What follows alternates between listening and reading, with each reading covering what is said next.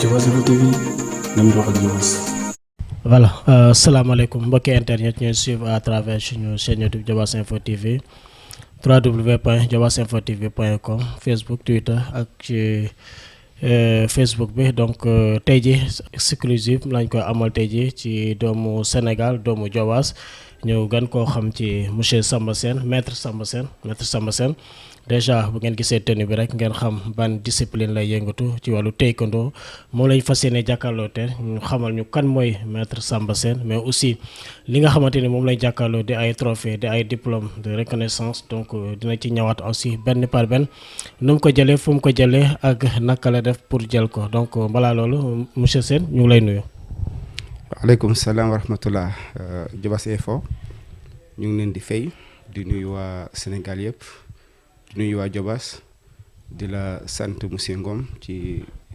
chance bi ñu may ñu mën a toog waxtaan ak nit ñi ñu ngi leen di sant bu baax a baax. voilà donc mu ngi noonu monsieur Samba Sène maître Samba Sène di joomu Babac comme ni ñu ko waxee Babac nag bu ñu ko waxee mu ngi nekk benn village boo xamante ne ci commune de Notto Diobass la bokk département de Thiès moom tamit nag koo xamante ne day yëngatu ci wàllu taekwondo donc di discipline boo xamante ne bëriwul luñ koy dégg fii ci Diobass donc avant loolu mën nañoo xam kan mooy Samba Sène sa cursus scolaire d'abord fi nga jaar donc ci wàllu njàng. jërëjëf Samba Sène doomu Diobass la doomu Babac fii laa juddoo Babac fii laa yaru aussi fii laa commencé sama jàng ci école privée arabe ci oustaz Djibril Faye ñu gën ko xam ci Njaw Faye Babac centre Mbaa Faye muy sama goro aussi fii laa jànge ba yàlla dogal ma war a def certificat ci laa dem Thiès Zayd ibn Thabit ñu gën ko xam ci école Ndiass Mbaye fa laa jànge ba fa laa amee sama bac bi ma amee sama bac aussi dem na institut islamique def naa fa 2 ans avant may nekk enseignant jàngale naa ñaari at ci laa bàyyi continuer sama étude Arabie Saoudite donc ci gàttal loolu mooy sama jaar-jaar ci wàllu jàng commencé ko Babac téere ji Arabie Saoudite ak moom ba léegi nag dañu continuer di gëstu di jàng aussi Arabie Saoudite ba léegi jusqu'à présent. donc su ma comprendre bu baax li nga wax donc arabe bi nga xamante ne moom ngay làkk donc fi nga ko jànge ou bien Arabie Saoudite bi nga xamante ne foofu nga nekk foofu nga ko jànge déedéet arabe bi fii laa ko jànge fii laa ko mane mën naa wax ne ku ñëw oustaz Malick Mbaye nekk Zayd ibn Thabit moo ma gën a encadré ci wàllu arabe warul langue al arabiya wala boog al adab al arabi moo ma ci gën a formé ma dégg ko lool man ko balaa may dem Arabie Saoudite donc Arabie Saoudite de li ma fay def rek mooy continuer li ma fi jànge mais jàngewuma foofu langue bi fii laa jànge langue bi am na nag matière yoo xam ne maa ngi koy continuer foofu jànguma ko woon fii ndax peut-être niveau boobu université boo tax bi fii laa jàng arabe. très bien taekwondo di discipline bi nga xamante ne ci moom ngay yëngatu donc fan nga commencé ak moom est-ce que daa doonoon loo xamante ni sa mbébét la woon ou bien en cours la la fekk pour nga di ko pratiquer. waaw monsieur Ngom dina ma neex ma wax ci taekwondo ndax day discipline boo xam ne dama ko yàgg bëgg bi ma nekk xale ba léegi mën naa wax ne depuis 1989 bi man demee Thiès ci laa ko commencé suivre bëgg ko loolu mais amoon moyen pour commencer ko bi yàlla dogalee nag ma xam ne Solingen camp sapeur bu Thiès am na fa taekwondo ki ko ubbi muy sama maître muy maître Ngari Sène di sama nijaay ci laa dem gisanteeg moom woon ko dama bëgg commencer taekwondo 1991 ci laa commencé taekwondo Solingen bu Thiès muy camp sapeur bu Thiès fa laa commencé sama taekwondo ba egg ceinture rouge ci lay door dem Dakar ci maître Chérif Diaw. fii ci Sénégal donc daanoon nga dem ay compétition au niveau national ou bien. waaw compétir naa au niveau national à partir de ceinture rouge parce que à l'époque daaw ñoon compétir ci ceinture jaune wala verte da ngeen doon dem ba ceinture rouge door a commencé compétition li ci gën a bari ci ceinture rouge nag laa commencé compétition fii Sénégal jamono jooju maa ngi ak maître Chérif Diaw nekkoon Mansey waaw nekkoon Mansey muy foyer Grand Yoff fa laa commencé compétition doon compétir catégorie mooy de 63 kilos fa laa doon compétir doon naa ci am ay jafe-jafe yu bari nag ci commencement bi ndax atmosphère bi nekkoon Thiès fi ma jàngi taekwondo ak bi ñu demee Dakar bokkul woon ndax Thiès amuñu woon ay tapis xamuñu ko woon voilà ci dër bi la ñu doon entraîné bi ñu demee Dakar nag maanaam premier 2 années yëpp dañu doon am ay jafe-jafe mais à partir de deuxième année bi ci lañ commencé intégré suñu catégorie di compétir di gagné trophée yi ñu am Sénégal nag bariwut daanaka su ma juumul ñetti médaille laa fi am 2 médailles individuelles médaille d'argent ak benn médaille d'or coupe ambassade par équipe ak këngam Léopold Sédar Senghor. moom mosoo ko bokk ci équipe nationale. déedéet mosuma bokk équipe nationale fii Sénégal dem naa sélection équipe nationale deuxième nationale ma ñàkk sama combat contre Jokal maa ngi ko nuyu au passage bon gis naa ko dëgg gis naa koo gis mais mu ngi nekkoon Tem Dam ci maître Dame Seck. fa la ñàkkee woon sama combat diggante ak moom donc ma continuer sama parcours en tant que combattant aussi yàlla dogal. aussi ma bokkoon ci arbitre yi gën a ndaw bu ñuy organiser championnat d'Afrique fii Ouest Afrique fii Dakar donc defoon na stage arbitrage jàll arbitre national aussi demoon na stage entraîneur olympique catégorie 1 jàll ko fii aussi Sénégal fekk ma nekk xale bi ma amee blessure sama combat demi-finale contre Vieux Moussa Diédhiou Maurice Ndiaye ci laa jëlee woon blessure boobu ci laa dem stage arbitrage jàll continuer sama stage entraîneur jàll mais teewul woon ma continuer en tant que combattant aussi di entraîner di compétir. voilà donc bi nga fi jógee dem Arabie Saoudite moom liggéey moo la fa yóbbuwoon ou bien en tant que combattant wala taekwondo bi moo taxoon nga dem foofu ban fois nga jaar pour dugg Arabie Saoudite. waaw d'abord ci taekwondo bi ma am li ma ci présenté rek mooy que bi ma waxee maître Serif Diaw ku ne xam ne ko Sénégal mooy premier arbitre international fii d'abord ñëw na fi ziar suñu moog le premier champion Sénégal ku njëkk am médaille ci taekwondo Sénégal niveau international muy maître Ousmane Cissé maa ngi ko nuyu au passage depuis États-Unis keroog jaar nañ fii di nuyu président fédération Bala Dieye sama xarit la ñëw na seet si ma sama académie Arabie Saoudite ak les grands maîtres yëpp bu mel ni maître Dame Seck maître Diédhiou maître Tra maître Sy mën naa wax maître Dame grand maître yëpp su ma limee juum mais ñoom ñëpp macha allah encadré nañ ma ci wàllu jikko ci wàllu entraîneur maître Latif Mbaye maa ngi ko nuyu au passage moom ma commencé grave voilà donc ceinture noire 5e dan la actuellement ko Arabie Saoudite nag laa takk sama 5e dan mais fi ma jaar ba dem Arabie Saoudite mooy que liggéey moom fa yóbbu du jàng moom fa yóbbu woon dama doon liggéey ambassade bu Arabie Saoudite bu nekk Dakar donc ci noonu laa jógee ñu am affectation Arabie Saoudite ma ànd ak directeur secrétaire bu ambassade dem Arabie Saoudite. dem Arabie Saoudite donc continuer foofu discipline bi di taekwondo.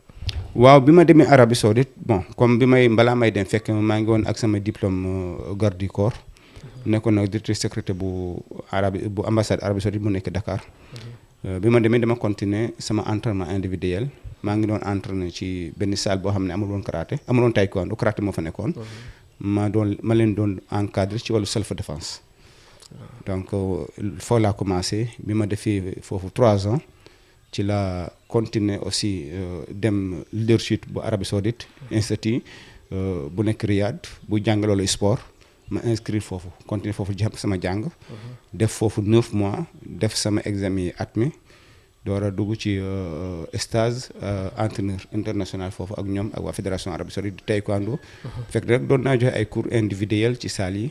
comme self défense mi pas taekwondo. voilà donc muy Samba Sène moom la ñuy dalal suñu entretien tey bi di entretien exclusif jagleel ko monsieur Samba Sène di doomu Babac donc effectivement particulièrement fii ci Ngoroj la rek donc ñu gën ko xam ci maître Sène moom la ñuy dalal donc bu leen fàtte abonné suñu chaîne YouTube Diobass Info TV waaye visiter suñu site www.diobasinfotv.com donc mu ngi noonu monsieur Sène bi nga demee Arabie Saoudite intégration bi yaakaar naa difficile woon. déedéet mën naa difficile silul xëy na nag ku génn sa kër tukki di nga sonn ndax atmosphère bi ngay dund xamoo ko. mais ci wàllu intégré dugg ci société bi dund ak ñoom métti woon ci man ndax arabophone la fii laa jàngee fii laa xamee arab te dund nag ak arab yi fii. bi ma demee foofu li ma waroon rek laa def en tant que doomu sénégalais xam li la indi xam li la war xam li lay xaar ma fas jom nekk ak ñoom liggéey bi ma duggee nag ci taekwondo commencé entraîner première année bi la am contrat officiel al sport donc académie boo xam ne dafa complet am lépp karaté taekwondo judo ci la am contrat officiel moo ma permettre ma delluwaat Sénégal bàyyi liggéeyu ambassade dem féete ci sport bi donc loolu moo tax ma démissionné liggéey bi ma doon liggéey ak ambassade remplir sama contrat boobu dem pour féete ci wàllu taekwondo kese. donc taekwondo donc di discipline boo xamante ne dañuy faral di gis nit ci di ko def mais souvent maanaam ñu bari fulaaluñ ko donc nan ngay gisee discipline bi par rapport ak yeneen discipline waaw taekwondo wala boog arts martiaux laay wax sax d'une manière générale. dama yaakaar ne sénégalais yi ñu ngi koy commencer comprendre léegi te sañ naa ko wax mooy que maa ngi séentu premier médaille olympique bi Sénégal di am. mu jóge ci wàllu arts martiaux soit que mu taekwondo karaté kung fu kickboxing ak yeneen ndax yar moo ci nekk rigueur jom fula ak fayda donc ku xam taekwondo xam nga ne li ñu muy njëkk def ci yow mooy que former la en tant que doomu aadama en tant que nit nga respecter sa bopp respecter doomu aadama parce que taekwondo ci ñetti kaddu rek la taekwondo donc nga doon nit ku sell ci sa comportement nit ku sell ci sa jikko nit ku sell ci sa jëflante ak nit ñi mais aussi xam lan mooy nit ak fooy teg nit donc kon loolu mooy ci gàttal loolu mooy baatu taekwondo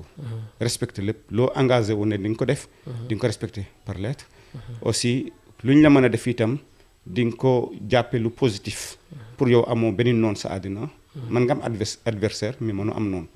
donc loolu mooy discipline arts martiaux d'une manière générale rawatina taekwondo donc mën nañoo wax ne au-delà du sport day defar doomu aadama waaw day defar doomu aadama ndax soo demee ci wàllu diine sa lépp loo gis ci diine ci wàllu jikko ci wàllu yar dañ koy fekk ci discipline yi ci arts martiaux yi li ci bëree bëri am na yu ndaw ndawal yoo xam ne xëy na diine dina ko dàq te loolu Sénégal am nañu chance kenn du ko fi pratiquer mooy comme sukk ci suuf pour nuyu sa grand maître comme ni mu amee woon côté coréen yeeg wala japonais yooyu duñ ko def Sénégal mais à part loolu lépp loo xam ne yar la defar doomu aadama defar jikko dañ koy fekk ci taekwondo ak yeneen arts martiaux yi maa ngi nuyu au passage maître Dame ak Samadou bi mu indi fii aussi beneen discipline bu bees la boo xam ne soo ko càmbaree li nga gis ci taekwondo rek nga gis foofu aussi ñu ngi koy nuyu au passage. voilà donc Arabie Saoudite bi nga nekk bi nga fi jógee dem nga foofu yaakaar naa climat bi changé na maanaam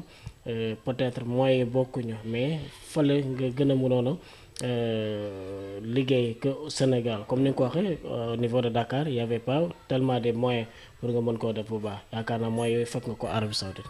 waaw soo seetloo trophée nga gis sama kanam li nga xam ne foofu laa gënoon am moyen pour liggéey. ndax taekwondo Sénégal macha allah liggéey kese la ñu xam bi may bind ci taekwondo Sénégal la jël référence parce que dama xam li fi nekk ci rigueur xëy na ñàkk moyen moo nekk Sénégal mais du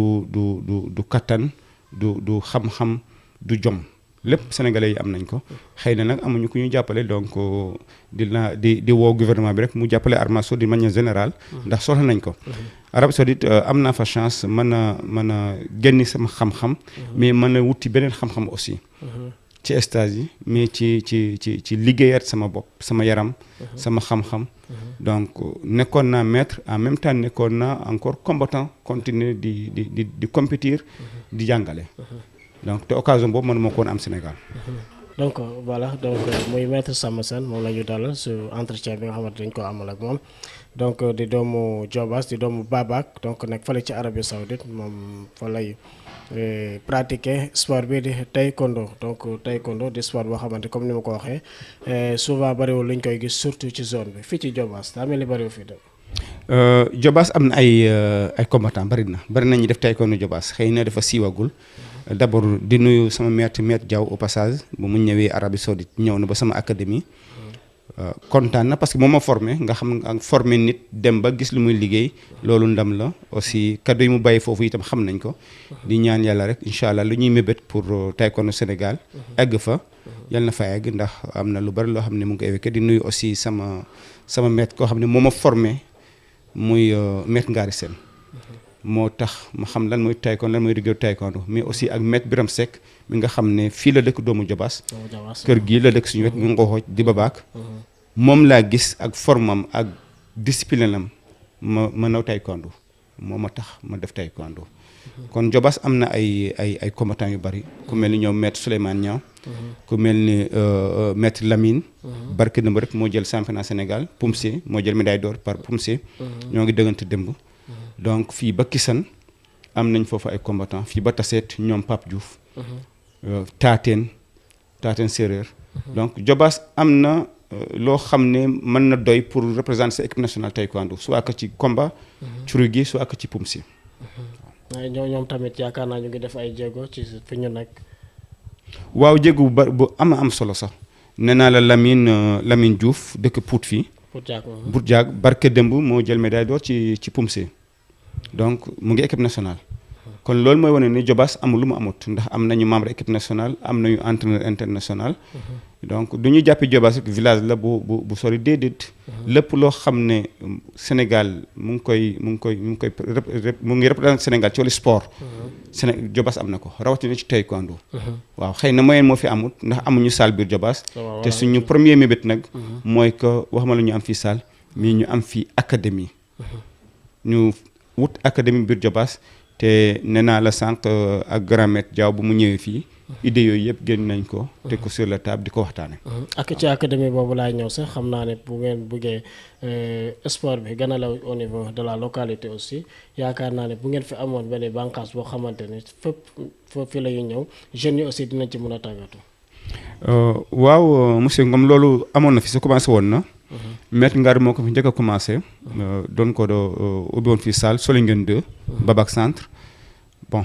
mais finalement mujjul woon continuer ndax xam nga comme village la ñu bari nekkuñu fi donc ñu am niveau pour war a encadrer élèves yi aussi dem nañu liggéeyi.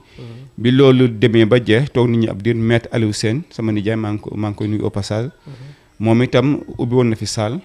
balaa mu yàgg aussi mu amaat yeneen gàllankoor parce que amuñu localité bi. donc aussi possibilité bi amut te xam nga niveau village bon li nga mën a fay ville wala wut place bu baax day xaw a jafe fii mais tey suñu xalaat suñu mébét mooy que nan la ñu mën a def ba salle yi am Dakar Thiès Saint-Louis Louga ñu am ko fii wala boo xam ne si moo ko ëpp moo koy gën a am équipement parce que académie la ñu bëgg suñ ko mënee am te dinañ ci taxaw dinañ ci tal loxo aussi nag suñu autorité ndax aussi lépp loo mën a def itam te am ay kilifa lañ ci wax ak ñoom. donc comme ni nga ko waxee taekwondo ci arts martiaux la bokk souvent boo koy wax dañuy naan i dafa métti parce que ay doorante ay génne dafa laaj yenn physique yi et cetera est-ce que méttiwaay boobu ñu ciy gis mu ngi ci. waaw amul lu méttiwul ci àddina lekk sa dafa métti. donc taekwondo sport la comme sport yëpp. xëy na suñu koy seetaan di gis doorante yi dañ yaakaar ne dafa violent. mais li ci nekk ci yar ak teggin mu ëpp li ñuy gis métti na parce que sport dafa laaj physique dafa laaj force dafa laaj muñ nit ki lu muy def te boolewu ci muñ rek mën na bañ a dem mais soo muñee xam li leykati dootul métti ci ñun ci yow muy taekwondo muy tennis muy basketball lépp laaj condition lépp am ay blessure mais taekwondo ni ñu koy yaakaare ak nu mu demee du benn méttiwul daal d'une part waaw méttiwul dafa au contraire dafa baax parce que da lay yar da lay éduquer ba nga doon ki nga bëgg a doon waaw très bien donc muy maître Samba Sène moom la ñu dalal suñu grand entretien bi tey ji kan koo xam ci maître Sène di doomu Babac donc maître Sène yaakaar naa suñu kanam gis nañ fi ay diplôme ay trophée donc lépp mu ngi suñu kanam ci li nga xamante ne moom nga indi fii ci Sénégal lii yëpp yaakaar naa ne Arabie Saoudite nga ko jëlee. waaw lii yëpp Arabie Saoudite laa ko jëlee te li fa des yaakaar naa si moo gën a bari trophée yi nag am na trophée yoo xam ne individuel la en tant que combattant mais yi ci ëpp trophée individuel la en tant que entraîneur. waaw ndax liggéey bi ñu def foofu amuñ ci tricherie dañ koy def en tant que sénégalais yóbbu foofu aussi jëmu Sénégal ndax soo duggee suñu académie li ngay njëkk a jëlal mooy drapeau Sénégal kon dañ fa représenter Sénégal dignement kon dañu war a wone xar kanamu Sénégal gaynde bu ñuy woote Sénégal dañ ko fay wone moo tax bi ma nekk entraîneur suñu amoon compétition boo xam ne ouverte la am ne ñëpp mën na ci participer dama doon participer en tant que combattant bi may jubilé pour bàyyi compétition combat ci laa jël trophée bi étoile d'or bi nga gis voilà vraiment muy loo xam ne aussi day wane rek taekwondo du da ngay ne jeune la 25 ans la mën naa ko def. dama doon gëm ne mën naa compétir ba plus de 40 ans aussi def naa ko. Diobass Info TV, nañ dox ak Diobass.